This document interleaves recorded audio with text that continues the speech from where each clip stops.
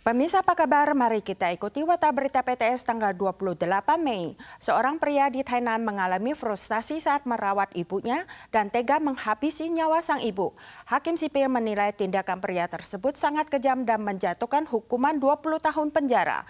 Sementara itu, seorang perempuan lansia juga tega membunuh anak laki-laki yang telah dirawat selama 50 tahun hanya karena ia lumpuh. Hakim menjatuhkan hukuman 2 tahun 6 bulan penjara atas pertimbangan sang ibu telah mendapat pengampunan dari anggota keluarga. Tragedi perawatan jangka panjang terjadi di bulan Desember 2023 pada lansia wanita di Thailand. Seorang pria bernama Shi membunuh ibunya yang menderita lumpuh karena emosi yang tak terkendali setelah merawatnya lebih dari 1 tahun. Tanggal 27 ia dijatuhi hukuman 20 tahun penjara. Karena memiliki kepribadian antisosial dan berperilaku kejam, hakim sipil menilai oknum tidak memenuhi undang-undang yang mengatur tentang kondisi yang dapat dianggap patut untuk disimpati, sehingga tidak memberikan keringanan hukuman. Seorang perempuan lansia bernama Galio mencemaskan nasib putranya yang mengalami disabilitas fisik serta mental berat, sehingga ia membunuh anaknya sendiri karena takut tak ada yang merawat setelah dia tiada. Hakim mempertimbangkan bahwa Liu mengakui kesalahannya dan mendapat pengampunan dari keluarga. Akhirnya menjatuhkan vonis 2 tahun 6 bulan penjara. Dalam kasus perawatan jangka panjang tidak ada standar acuan. Dengan keterlibatan hakim sipil, mempertimbangkan masyarakat turut masuk dalam proses persidangan. Jika suatu kasus dinilai menyentuh rasa iba publik, kemungkinan akan ada pertimbangan untuk memberikan keringanan hukuman. Asosiasi Pedagang Telur Kota Taipei mengumumkan harga telur diturunkan lagi sebesar $2 per cin kemarin dan harga grosir akan diturunkan menjadi $32 per cin mulai besok. Menjelang Festival Fescun, harga daging babi terus meningkat hingga nyaris menembus $100 per kilogram, sehingga turut memicu kenaikan harga bacang. Penjualan telur menjelang Festival Fescun tetap melesu. Tanggal 27, Asosiasi Pedagang Telur Kota Taipei mengumumkan harga telur per cin diturunkan $2 Taiwan menjadi $22,5 Taiwan di area produksi. Harga grosir juga diturunkan menjadi $32 Taiwan pada hari Kamis. Harga telur tahun ini yang sempat mencapai angka tertinggi sebesar $32,5 telah dipotong 3 kali berturut-turut. Harga daging babi tanggal 27 melonjak hingga $97,15 Taiwan per kilogram.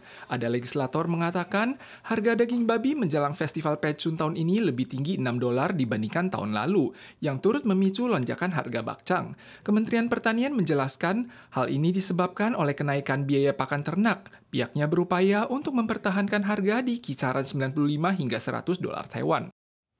Sebagai orang Indonesia, kita pasti pernah minum jamu.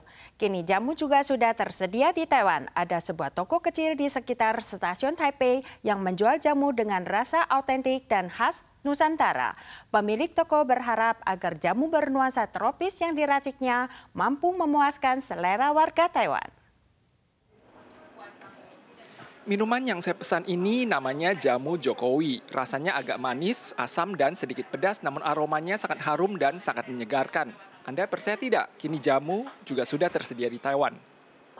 Minuman khas dengan warna medok ini dinamai jamu Jokowi. Ini adalah minuman herbal Nusantara berisi rempah-rempah seperti jahe, kunyit, jeruk lemon, dan asam jawa yang kerap dikonsumsi setiap warga Indonesia.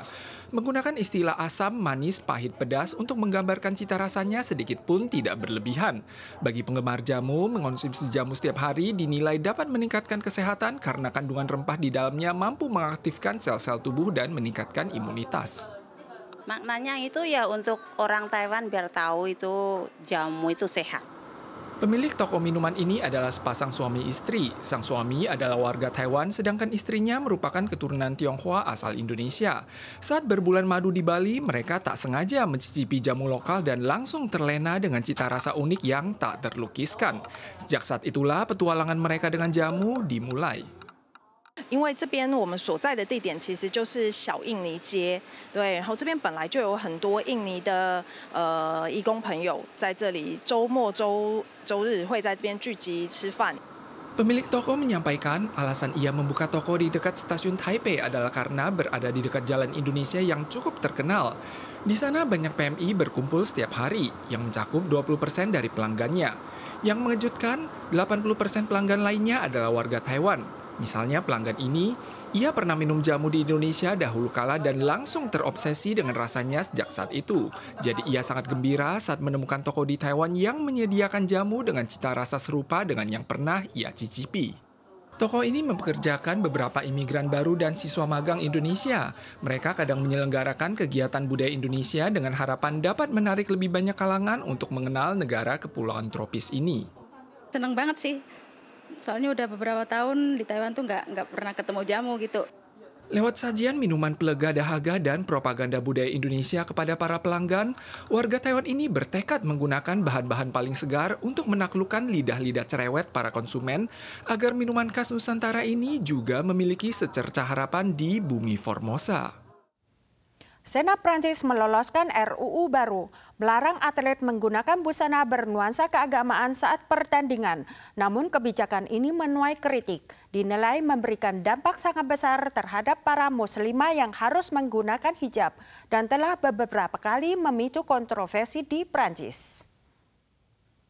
Saat bertanding 2 tahun lalu, pemain basket bernama Sila diminta melepaskan hijabnya. Bila tidak, ia akan dilarang bertanding. Walau masih menghadapi tuntutan serupa hingga saat ini, ia tak sudi menanggalkan hijabnya. Ia merasa dirinya tidak seharusnya didiskualifikasi dari pertandingan hanya karena agama yang ia anut. Et là, elle me dit, bah Salih, je suis désolée, l'arbitre il a dit que tu peux jouer, mais il faut que tu enlèves ton voile. Mon couvre-chef homologué. Senat Prancis meloloskan RUU baru pada Februari tahun ini yang melarang pemakaian simbol atau busana bernuansa keagamaan atau politik dalam pertandingan olahraga. Politik dan agama merupakan dua hal terpisah di Prancis. Pemerintah setempat berupaya tetap netral menangani isu yang berkaitan dengan agama. Hal ini sering ditafsirkan sebagai larangan terhadap busana religi di tempat umum seperti stadion olahraga guna mencegah keterlibatan konflik keagamaan dalam zona sipil. Bagi para muslimah di Perancis, larangan busana religi diibaratkan sebagai hilangnya kesempatan untuk mengekspresikan diri. Bahkan PBB pun menyatakan larangan ini bersifat diskriminatif dan melanggar HAM. Ada muslimah yang mencoba menyelenggarakan turnamen olahraga sendiri di luar otorisasi Federasi Bola Basket Internasional. Salah satunya adalah Sila. Ia menyatakan, jika federasi tak sudi merangkul mereka, mereka akan merangkul semua orang lewat turnamen mereka sendiri. Para pemirsa sekalian, sekian warta berita dari PTS. Kita soal lagi di lain kesempatan. Sampai jumpa.